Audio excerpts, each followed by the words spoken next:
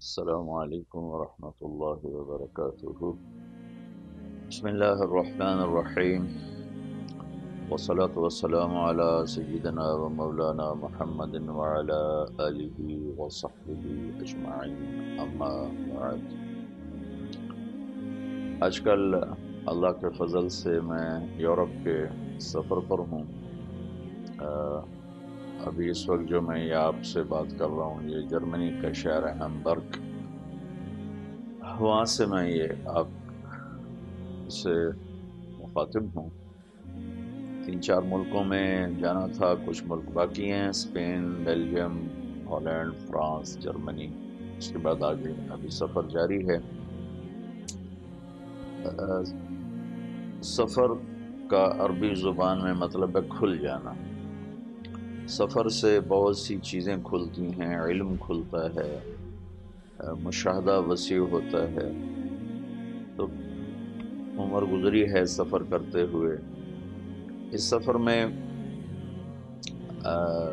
یہاں کے افسران سے ملنے کا موقع ملا، اسپین میں، بارسلونا میں۔ انہی کی دعوت پر میں اس دفعہ اسپین گیا تھا، تو ان کے پولیس آفیسرز آئے ہوئے تھے، مذہبی امور کے ان کے ذمہ دار افسران آئے ہوئے تھے، پھر ان کے مذہبی امور کے وزیر سے ملاقات ہوئی، بارسلونا کا آئی جی پولیس آیا ہوا تھا۔ تو یہ دیکھ کر بڑی حیرت ہوئی کہ آئی جی پولیس اپنی گاڑی خود چلا کے آیا، کوئی اس کا ڈرائیور نہیں تھا، کوئی گارڈز نہیں تھے، کوئی پروٹوکول نہیں تھا۔ پھر بارسلونا کتلونیا صوبے کا کیپٹل ہے، تو کتلونیا صوبے کا وزیر تھا مذہبی امور کا، کوئی پروٹوکول نہیں، کوئی ہٹو بچو نہیں، وہ خود ہمیں لے کے پھرا، اپنے اسمبلی ہال کا اس نے وزٹ کروایا، بڑی عزت احترام دی، اور یوں لگ رہا تھا کہ یہ ایک عام آدمی ہے، اس کا وزارت سے کوئی تعلق ہی کوئی نہیں۔ پھر ہم نے کھانا کیا تھا ان افسران کا، تو وہ سارے افسران ایسے لگ رہے تھے جیسے محلے سے اٹھ کر آئے ہوں، کوئی کسی میں اپنی افسری، اپنی طاقت کا کوئی نشہ ہی نہیں تھا۔ تو پھر وہ اپنے ملک سے موازنہ خود بخود ہو جاتا ہے، تو بہت دکھ، درد، افسوس ہوا کہ غلط روایات اور تکلفات نے ہماری زندگی کو کتنا بدنما کر دیا ہے، بدصورت کر دیا ہے۔ ہر معاشرے میں اچھائیاں بھی ہوتی ہیں، برائیاں بھی ہوتی ہیں۔ اس معاشرے کی سب سے بڑی خامی یہ ہے کہ یہ اللہ کو نہیں جانتے، یہ سچے دین کو نہیں جانتے، جنت کو، جہنم کو نہیں جانتے۔ لیکن اس معاشرے میں جھوٹ کوئی نہیں، یہ لوگ سچ بولتے ہیں، دھوکہ نہیں دیتے، زیادتی نہیں کرتے، ظلم نہیں کرتے۔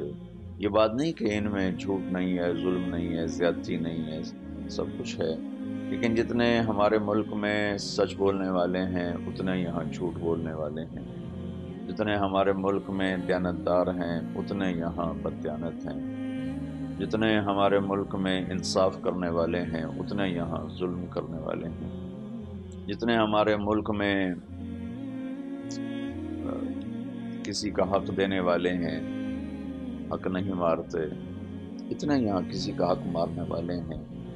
ان لوگوں نے ادارے بنائے ہیں، نظام بنایا ہے، افراد کے آنے جانے سے ان اداروں پر کوئی فرق نہیں پڑتا۔ ہمارے سارے، ایک تو نظام ہی بہت کھوکھلا ہے، دوسرا شخصیات ہیں، شخصیات کے گرد وہ سارا نظام چلتا ہے، وہ چلا جاتا ہے تو ادارہ بھی زیرو ہو جاتا ہے، نظام بھی زیرو ہو جاتا ہے۔ ان لوگوں نے اداروں پر جان ماری ہے۔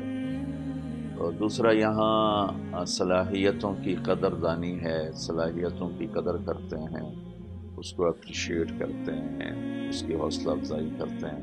ہمارے ہاں اللہ نے کسی میں کوئی خوبی رکھی ہو تو اس کو اتنا رگڑا دیتے ہیں کہ اس کے اگلے پچھلے طبق روشن کر دیتے ہیں، اس میں یہ صلاحیت ہے تو ہے کیوں؟ تو ان میں ان لوگوں میں صلاحیتوں کی قدر ہے، انہوں نے پوری دنیا سے اچھے دماغوں کو اٹھایا ہے اور یہاں ان کو استعمال کر رہے ہیں۔ ہمارے اتنے اچھے دماغ ہیں، صلاحیتوں والے ہیں، وہ بچے یہاں کام کر رہے ہیں کہ جب اپنے ملک میں اتنی ذلت دیکھی، اتنی ناقدری دیکھی کہ چھوڑ کے آنا پڑا۔ پرایا دیس پرایا ہی ہوتا ہے، لیکن ظلم و زیادتی اور ناانصافی یہ سارا نظام توڑ کے رکھ دیتی ہے۔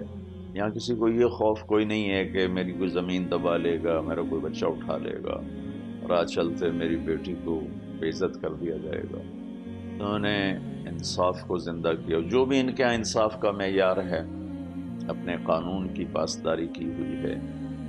تو یہ اس معاشرے کی خوبیاں ہیں، اور ان کو تسلیم نہ کرنا یہ تعصب اور ناانصافی ہوگا۔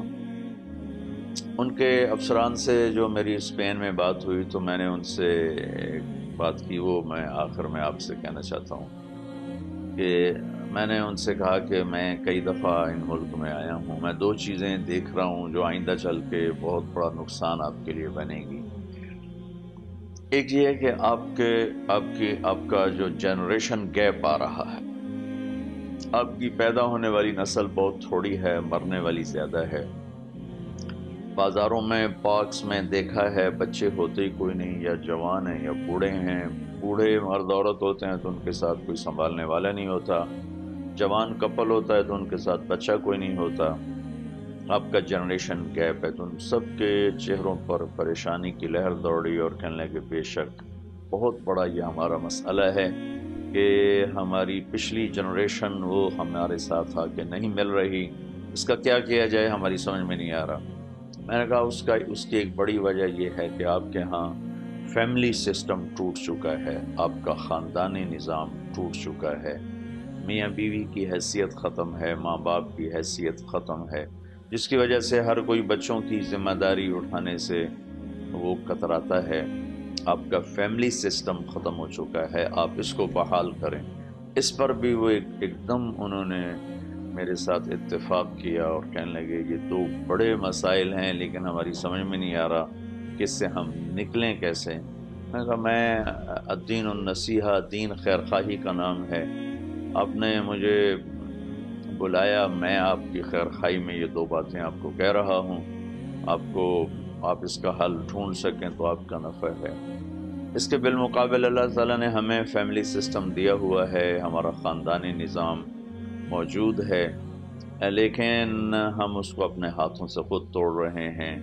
ماں باپ کا احترام کوئی نہیں، میاں بیوی آپس میں محبت کوئی نہیں، اولاد کے لیے ٹائم کوئی نہیں، شفقت محبت کوئی نہیں۔ چھوٹے چھوٹے 2.5-3 سال کے بچوں کو اسکول میں دھکا دے رہے ہیں اور ان کے لاشعور میں اپنی نفرت پیدا کر رہے ہیں۔ وہ بڑے ہوتے ہیں تو پھر ماں باپ گلہ کرتے ہیں کہ اولاد تو ہم سے پیار نہیں کرتی۔ آپ جانتے نہیں کہ آپ خود ان کے دلوں میں اپنی نفرت بٹھا رہے ہیں۔ میرے نبی نے تو فرمایا کہ 7 سال تک بچے کو کچھ نہ کہو، نماز بھی نہ کہو، 7 سال کے بعد جا کر اسے نماز کا حکم کرو۔ تو ہمیں اللہ نے خاندانی نظام دیا ہے لیکن ہم اس کی ناقدری کر رہے ہیں۔ ساس سسر کے مسائل ہیں، بہو کے بیٹیوں کے مسائل ہیں، میاں بیوی کے مسائل ہیں، بھائیوں کے مسائل ہیں، رشتہ داروں کے مسائل، چھوٹی چھوٹی باتوں پہ ہم لڑ لڑ کے اس نظام کو توڑ رہے ہیں۔ یہاں میں نے آ کے دیکھا کہ اس ساری توڑ پھوڑ کے باوجود اللہ کا ہم پر بہت کرم ہے کہ ہمارا خاندانی نظام موجود ہے۔ ہمارے مرنے والوں کو کندھا دینے والا ہوتا ہے۔ میں گزر رہا تھا تو 2 گاڑیاں گزریں کالی کالی، تو ایک نے کہا جی یہ میت جا رہی۔ میں نے کہا پیچھے یہ جو بوڑھے بوڑھے کچھ مرد عورت بیٹھے تھے، میں نے کہا یہ ان کے رشتہ دار ہیں؟ کہا نہیں جی رشتہ دار نہیں، یہ کرائے پہ لوگ ملتے ہیں جو میت کو چھوڑنے کے لیے قبر تک جاتے ہیں، یا میت کو چھوڑنے کے لیے بھی کوئی نہیں ہوتا۔ یہ یہاں کا عام دستور ہے کہ انسان تنہا ہو گیا ہے، ساری اس معاشرے کی خوبیوں کے باوجود اس نے جو یہ خاندانی نظام ٹوٹا ہے، اس نے ان کی زندگی کو خشک پتوں کی طرح بکھیر کے رکھ دیا ہے۔ میں اپنے سارے سننے والوں سے کہوں گا اپنے نظام کو بچائیں، اس کے بچانے کا ایک ہی راستہ ہے، وہ محبت ہے اور برداشت ہے، کہ یہ قربانی دینی پڑے گی، برداشت کرنا پڑے گا.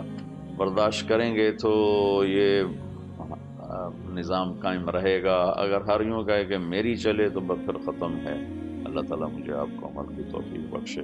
اللہ میرا باقی سفر بھی آسان فرمائے. السلام علیکم.